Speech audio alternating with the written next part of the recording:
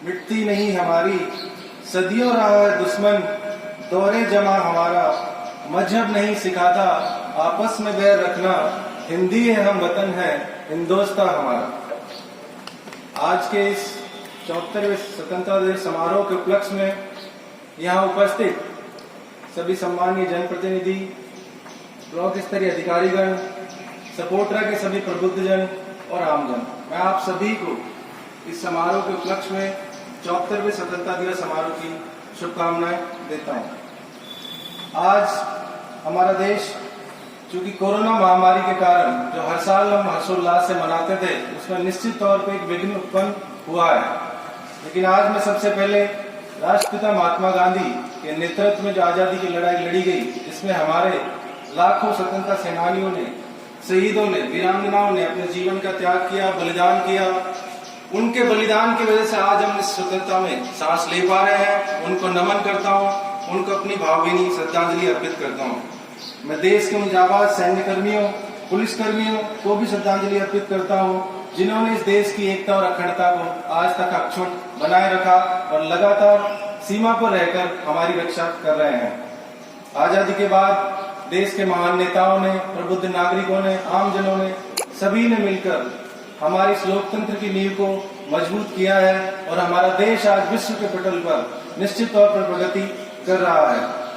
आज इस पावन अवसर पर हमें संकल्प लेने की आवश्यकता है कि जो मूल्य हमारे संविधान में उद्धृत है, जो हमारे नेताओं ने हमें रास्ता दिखाया था, जो महान भावों ने हमें रास्ता दिखाया था, उस रास्ते पर चलने की आवश्यकता है।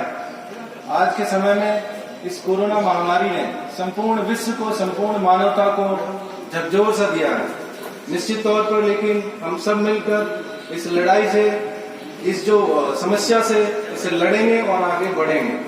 आज के दिन क्योंकि पिछले 6 माह से ये कोरोना की समस्या चल रही है और इस समस्या के दौरान विशेषकर स्वास्थ्य कर्मियों ने, हमारे पुलिस कर्मियों ने, सफाई कर्मियों ने, अध्यापक बंधुओं ने, सभी ने तन मन धन से इसकी लड़ाई में सभी का साथ दिया है।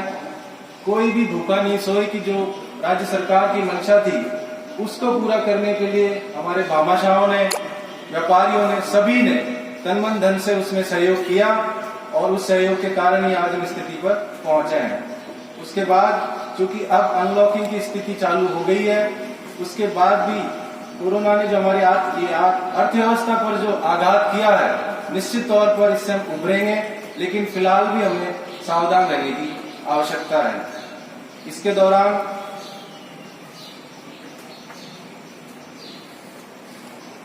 इसके बारे में, कोरोना के बारे में चूंकि अभी भी जागरूकता के अभियान हमारे द्वारा चलाए जा रहे हैं, निश्चित तौर पर मास्क की आवश्यकता है, सैनिटाइजर वगैरह आप इस्तेमाल करें और ये जो लड़ाई है इसको निरंतर आगे जारी रखेंगे। इसके अलावा 200 वर्षों की गुलामी के पश्चात हम एक विदेशी शासन से मुक्त हुए, लेकिन आज के समय में भी समाज में दूसरी पराधीनताएं अभी भी हैं जिनसे हमें आजादी की आवश्यकता है। हमें आज की डेट में भी आजादी चाहिए। जातिगत भेदभाव से, लैंगिक भेदभाव से, जो क्षेत्रवाद हमारे मन में फैला हुआ है, उससे हमें आजादी चाहिए। अशिक्षा से हमें आजादी चाहिए, अज्ञानता से आजादी चाहिए, भ्रष्टाचार से आजादी चाहिए। ये सारी बीमारियां हमारे समाज को, हमारे राष्ट्र को निश्चित तौर पर खोखला कर रही है और जो हम उन्नति करना चाहते हैं उस उन्नति में बाधा उत्पन्न कर रही है। आज सपोर्टर उपखंड में सभी जगह चूंकि 50% महिलाओं को पंचायती राज में आरक्षण है, लेकिन मुझे इस बात का दुख है कि आज तक मेरे पास कोई महिला सरपंच कार्यालय में उपस्थित नहीं हुई। उनकी जगह पे उनके सरपंच पति या उनके घर से ही कोई ना कोई आता है। निश्चित तौर पे ये दुख की बात है कि जिन महिलाओं को आगे बढ़ाने के लिए सरकार ने जो प्रावधान किए हैं, हम खुद उस प्रावधानों में बादल बनकर सामने आते हैं। मेरी यहाँ के गणमान्यों से निवेदन है कि जिन बेटियों को, जिन बहुओं को हम आगे बढ़ाना चाहते हैं, निश्चित तौर पे अगर उनको सरकार ने अवसर दिया है तो आप उनके अवसरों को ना छीनें। 2 पंक्तियां मैं कहना चाहूंगा। रोशनी जरूरी नहीं कि सिर्फ चिरागों से हो, रोशनी जरूरी नहीं कि सिर्फ चिरागों से हो, बेटियां भी घर में उजाला करती हैं, बेटियां भी घर में उजाला करती हैं। आज हम देखते हैं कि बेटियों ने हर क्षेत्र में अपना परचम लहराया है, तो क्यों नहीं उन्हें आगे बेटे? जो माँ हो सकता है अनपढ़ हो, लेकिन जब सरकार ने उनके लिए व्यवस्थाएं की है तो आप उनकी जो उनको दी गई है व्यवस्थाएं, उनको नहीं छीने, उनको आगे बढ़ने दें निश्चित तौर पर, और आपका और राष्ट्र का गौरव बनेंगी।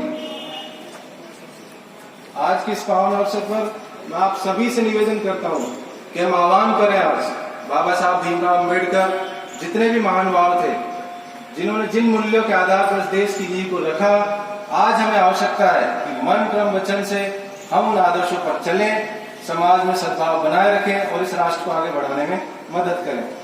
मैं आपसे आह्वान करता हूं, कोरोना महामारी के बचाव के लिए सरकार द्वारा जारी जितने भी दिशा निर्देश हैं, हम उनको अक्षर से पालना करें, ताकि इस जो विपदा है इससे हम निकलें और पूरी जो संचालन है हमारी अर्थव्यवस्था का, समाज का, वापस सुचारू रूप से चालू हो सके।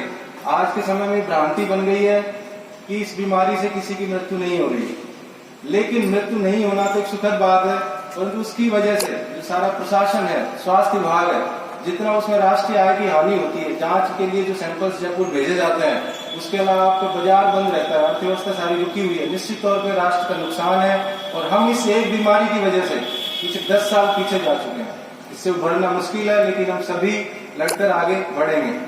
तो आइए मैं सबसे आह्वान फिर से करता हूँ, आप और हम सब आजादी के इस पुनीत पर्व पर संवैधानिक दायित्वों, राष्ट्रीय कर्तव्यों के प्रति और अधिक जिम्मेदार होने की शपथ लें और राजस्थान को, सपोट्रा को, करौली को और राष्ट्र को समृद्ध, विकसित और खुशहाल बनाने में अपनी भागीदारी सुनिश्चित करें। लास्ट में 2 पंक्तियां कवि रामोतार त्यागी की मैं कहना चाहूंगा, मन समर्पित, तन समर्पित और यह जीवन समर्पित, चाहता हूं देश की धरती, मैं तुझे कुछ और भी दूं। जय हिंद, जय भारत, जय जय राजस्थान।